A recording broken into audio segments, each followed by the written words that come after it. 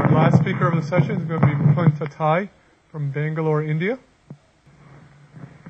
Okay, thanks, Ron. What a great meeting. It's a pleasure to be here in Hong Kong. It's a pleasure to be speaking at this conference. What I want to talk to you about today are these enzymes called bacterial polyketide synthases. And maybe one aim of this talk is just to introduce a new set of people to these remarkable systems, which I'm sure are going to be a source for parts for synthetic biologists for many years to come. But the main point of the talk is that even before we co-opt these systems for our use as synthetic biologists, the natural systems themselves share these three defining characteristics of engineered synthetic systems.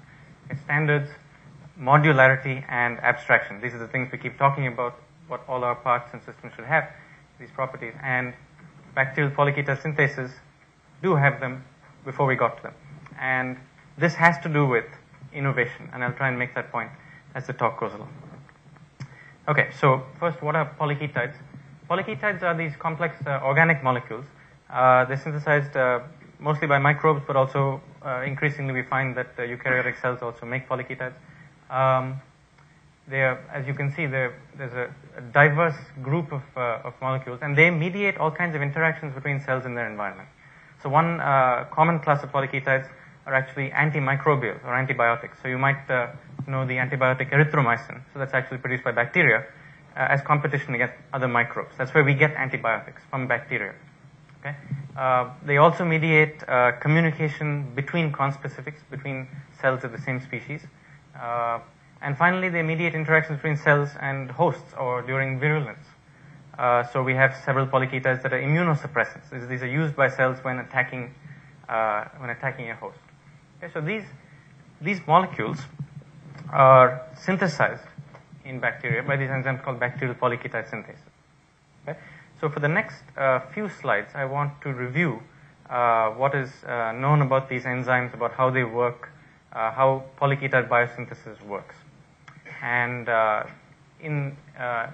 we go through this mechanism, you'll see that these two features, so standard function and modularity, are aspects of these proteins which are just striking, completely obvious. And this has been known for many, many years now. So what I'm going to be telling you for the next few slides is just a review of what is essentially known in this field. Okay. So, big complicated slide. The one thing you need to take away from this slide is that polyketide biosynthesis happens by an assembly line mechanism. Okay? So, let me walk you through this.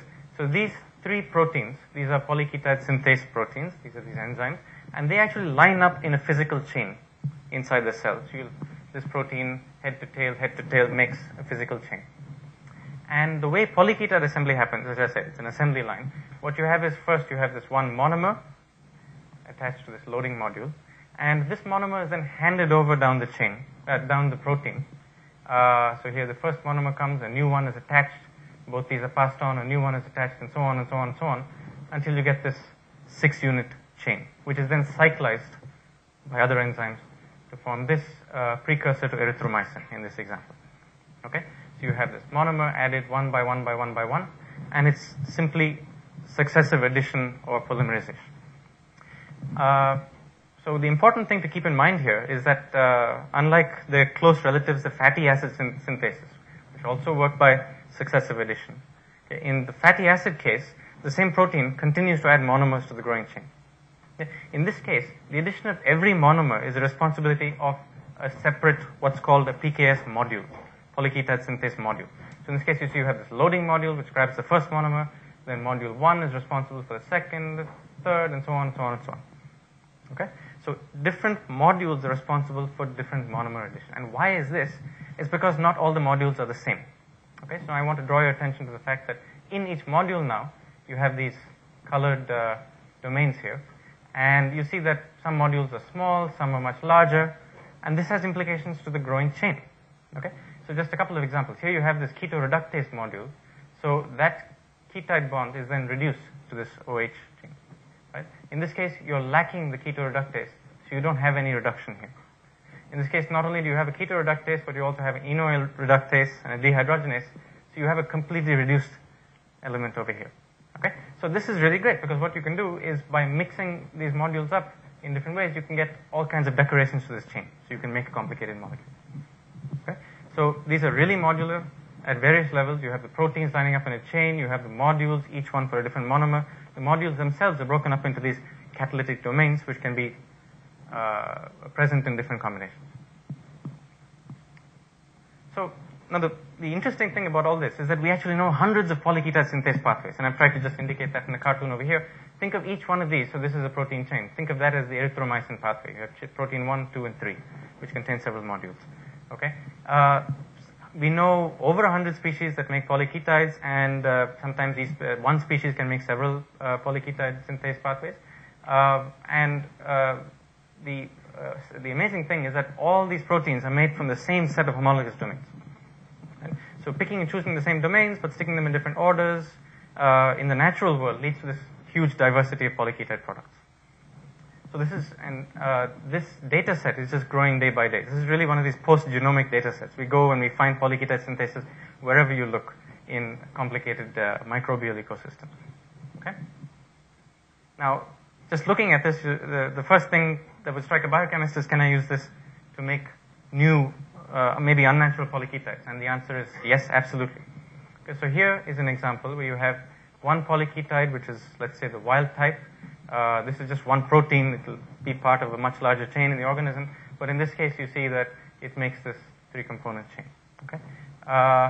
What you can do is you can take this polyketide and then take this rapamycin PKS from a different species and actually cut out one subset of domains from that species and paste it in to this location in the wild type. And then what you see is that the polyketide indeed acquires the correct modification to the growing chain.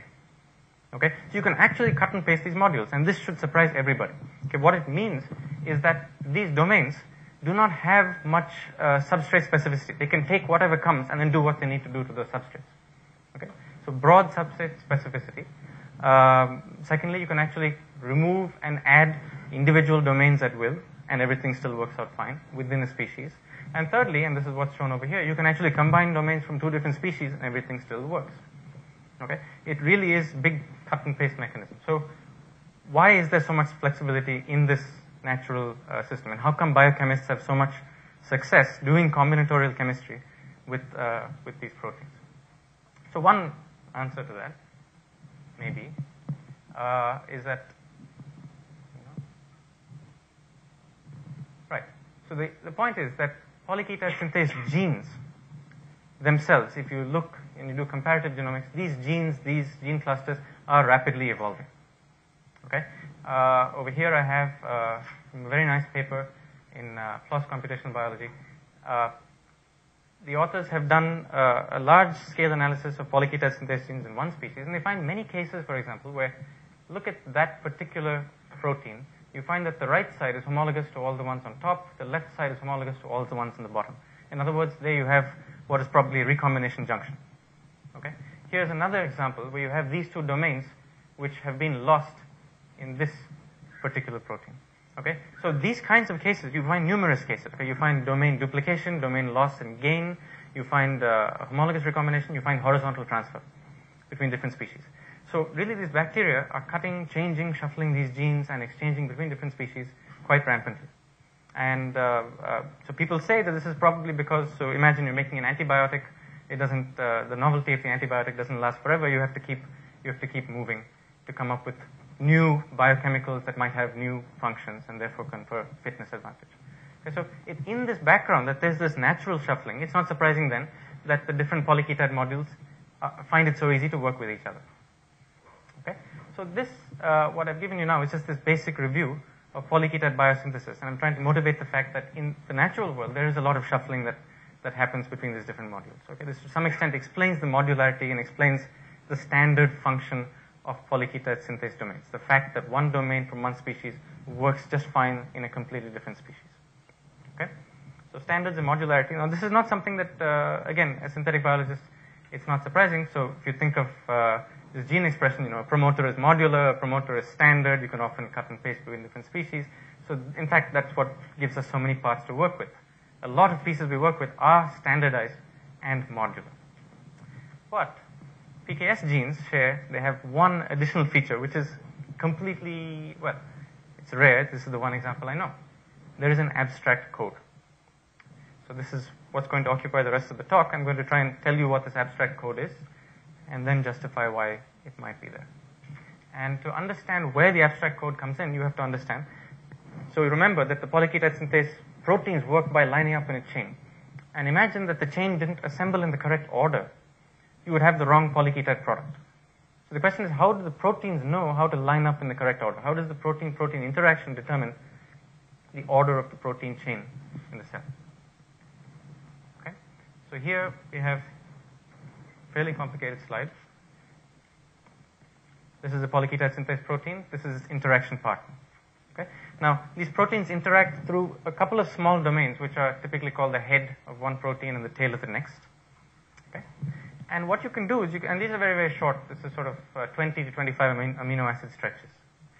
And what you can do is you can just make a sequence alignment of all the known head domains of polyketide synthases and all the known tail domains. Okay, so that's what I've shown here. These are just amino acid sequences. And what you find is that the sequences fall into three different classes, both for the heads and separately for the tails. Okay? Here, I've shown you a clustering diagram where each node here is one of these sequences. And you see that you have three separate clusters, which I've just colored for fun, red, green, and blue for heads. And again, you have three separate clusters here, which I've colored red, green, and blue for the tails. Just for fun so far. What you can do now is you can go back and ask, in every organism, you have your polyketide protein chain, polyketide synthase chain. And now I can go back and color the heads and tails according to which class they fall into here. And it's striking. Immediately, the answer falls out. Why do these proteins line up in that particular order? You see that only heads and tails of the same color start to interact. Right? So blues to blues, reds to reds, greens to greens. Right? So heads and tails of the same color interact. And in fact, we know many more details of this. It turns out that there's an amino acid code that can be used to predict which head will interact with which tail. And when you go through all that, you find that there's only one order in which these things can line up. So that's your protein interaction code, and that makes sure that everything works in the correct order. But there's more to this. So if you now look not at the proteins, but at the genetic level, there are these three very surprising features that pop out. And I want to go through these because this is the crux of the whole talk. So for one thing, if you ask where on the polypeptide chain or where on the gene the protein interaction domains are encoded, turns out that they're encoded at the very extremities of the genes. Okay? At the C terminus and at the N terminus of the protein. And this, what I have here is a multiple sequence alignment, but color-coded. In gray are the actual protein interaction domains. These are amino acid residues. You see that the head is within 5 amino acids of the very end of the protein. And similarly for the tail, within 5 or 10 amino acids at the very end of the protein. If you think about it, the protein folds in 3 dimensions. There's no need. You can put your protein-protein interaction domain anywhere on the polypeptide chain you want, as long as everything folds correctly and they're still exposed on the surface. Why would you want to stick them at the very ends of the protein? It's not particularly clear. Secondly, if you do some more phylogenetics, and you ask which pieces are inherited contiguously through evolution, okay, and you would expect that entire proteins are inherited through evolution. It turns out that sort of the front and the back of the protein are completely uncorrelated. This is sort of a correlation between heads and tails in a given protein. And you don't find much correlation. Individual proteins are broken through evolution. And if you think back to these recombination junctions, that's part of the reason why. Okay? The front and the back need not be inherited together. But here's the cool bit. The head of one protein and the tail of its interaction partner are almost always inherited together. Right? So that's your correlation map over there. So the module is this bit, not that one. You know, if you wanted to put this in the parts registry, you wouldn't put the whole protein.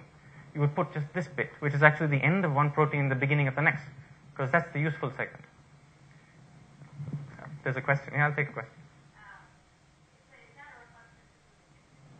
Absolutely. So these two pieces are actually just merely a reflection of how these things are encoded on the genome. Very good. Okay, so you saw that coming. So if you actually look at where these protein chain, so here's a 4-protein polyketide chain, and you actually go and look at the gene cluster very, very often. Okay? In fact, 80% of the time, 2 proteins that are interaction partners are encoded contiguously on the genome. Okay, you have 1, 2, 3, 4 genes, 1, 2, 3, 4 proteins. And this property is called collinearity. And I want to argue that this is the abstract code that I'm talking about. So let me tell you why. And imagine that you didn't have collinear genes. You had genes that were random orientations and randomly ordered along the chromosome. Everything is just fine. As long as there are promoters present and everything is transcribed and translated, you'll still make the 4 proteins, which then make the correct product. Right? So functionally, this is just as good as collinear. Okay, everything works to make proteins. Functionally, there's no reason why you should have a correspondence between the order of genes on a chromosome and the order of proteins in a functional 3-dimensional chain. So, and yet it persists. It's a fairly common trait. In fact, people use the order of genes to predict the order of proteins in uncharacterized genomes. Okay, so why is collinearity so conserved? It's not functionally relevant. And so the question is it sort of evolutionarily relevant? Is there some reason for this, since it doesn't provide any fitness advantage to the individual cell in one generation?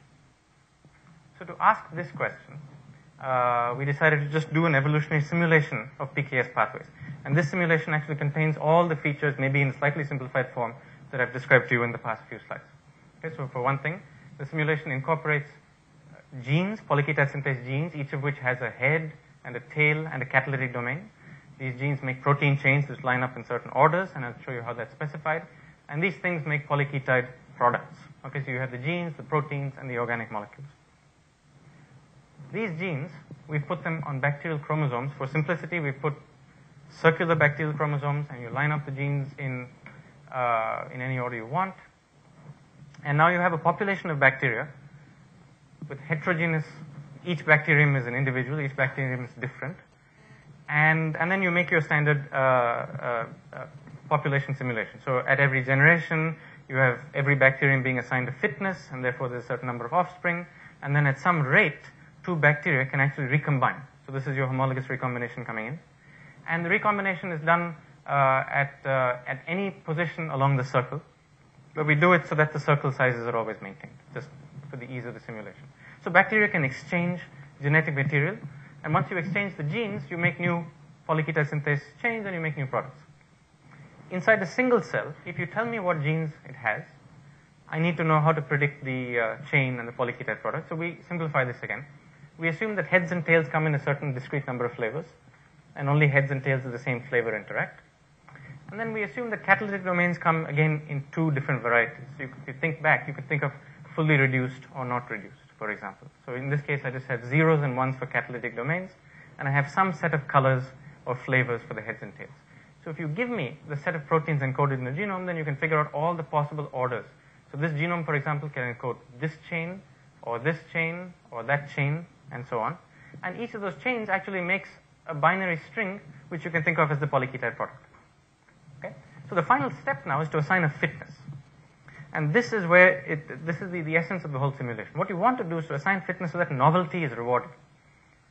Okay? You want to keep a moving target. You don't want one product to be the best fitness for all the cells in a population. So the way you do this, the way we did it, is anytime any individual cell makes a novel polyketide product, something that's not present currently in the population, then you give it a fitness advantage of 10%, say. And so here you have the population average fitness, and here some bug must have invented a new polyketide because its descendants now pick up a little fitness advantage. But you don't want this to last forever. Novelty decays over time, and so you allow that to decay. Right? And suddenly another bug comes up with a new product, and that decays, and so on. Okay? So that's the whole simulation. You have the genes, proteins, and product. You have recombining chromosomes, and then you have the fitness map. Let's see what the simulation does. This is the key. So this collinear code, which I spoke about before, although you don't put it in at the beginning of the simulation, genes are randomly oriented, it pops out at the end. Most of the bacteria at the end of simulation, given the right parameters, actually have the gene order correlated to the protein order. Okay? Let me give you a couple of examples. Here we have time in generations. In blue, we've shown the fitness, the population average fitness. And here we have a case where, just like I showed you in the cartoon in the last page, we have bacteria inventing new products, and the innovation, the novelty lasts for a short while, a new one invented, new one, and so on. You have this sort of sawtooth shape. If you make the degradation of novelty much faster, so the time that a novel product is useful is just 500 generations instead of 1,000 now, it's no longer useful to make novel products. That doesn't buy you much. What happens then is, well, if you initialize, you have cells maybe inventing new products, but eventually they just settle down into this low fitness state, but nobody's inventing anything because it doesn't benefit you.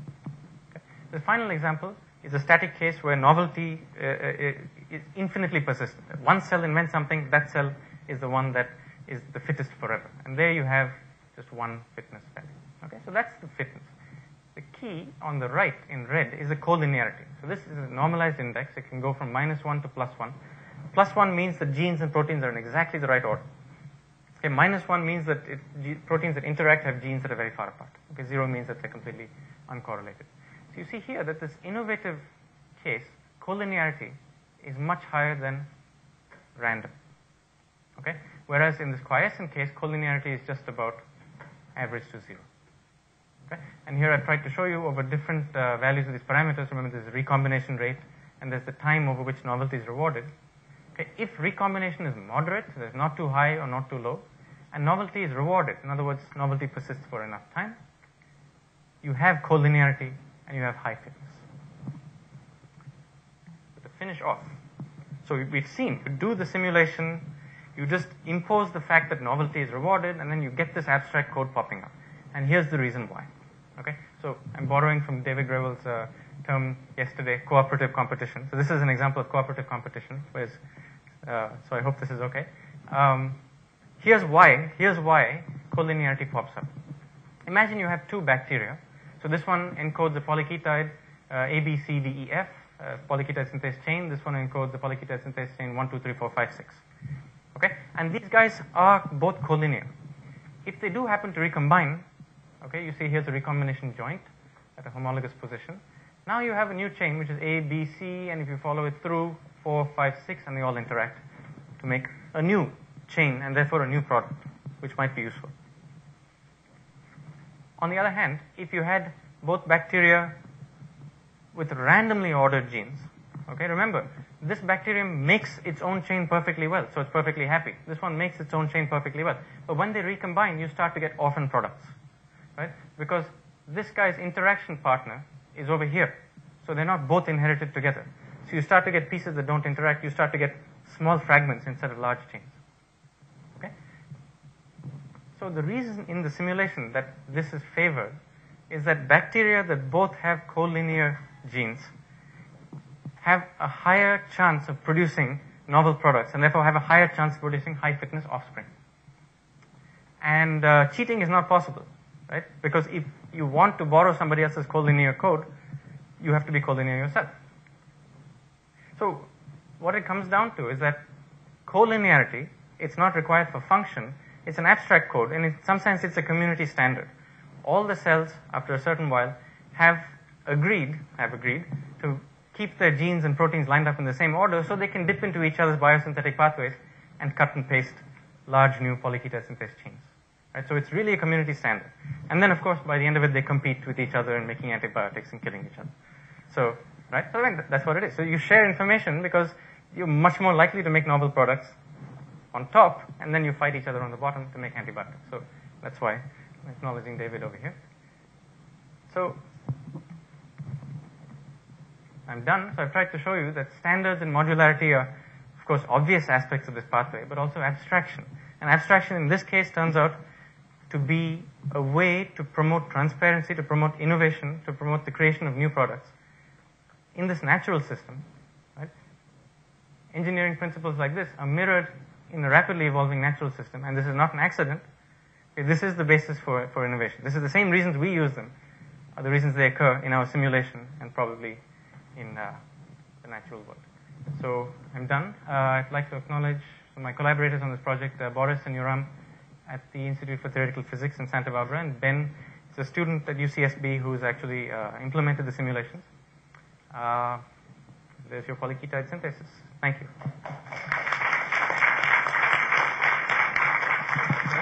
It's very nice to hear the bacteria and computer companies use the same logic and so on. We'll take some questions now. Do you think that this collinearity is generally true for the whole proteome, or just fraction of that? For the whole proteome, no. It's actually very rare. So typically, gene order is used as a neutral variable. Gene order has such little impact on function that if you see two bacteria whose operons have genes in the same order, you assume that they were recently related, because usually that becomes decorrelated very quickly. So it's very rare to have this kind of correlation between order on the chromosome and order of function. It's not common at all, except maybe in ABC transporters and things that are very tightly coupled.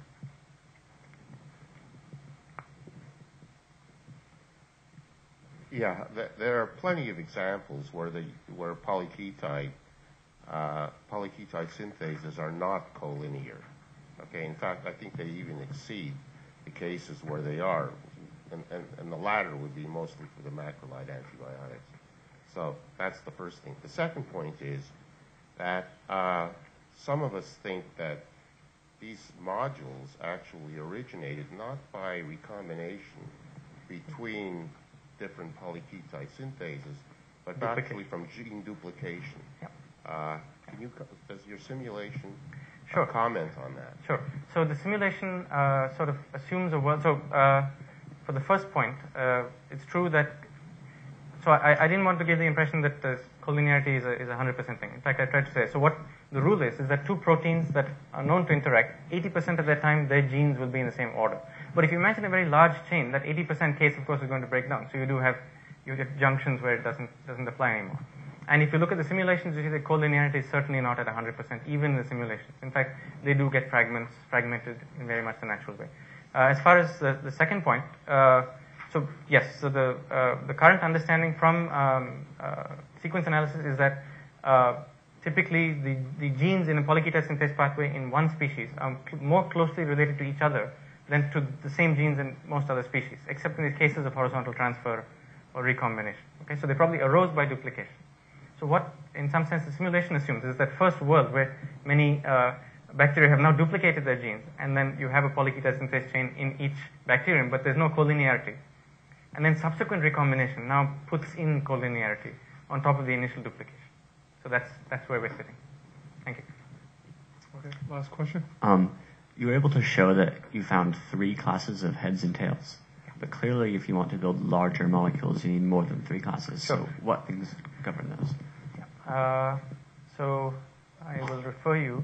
I didn't want to get into that because it's not the main topic of this talk, but if you go to this reference, actually, of course, so for example, here you have a chain where you have green to green and green to green. So that could be in 2 different orders.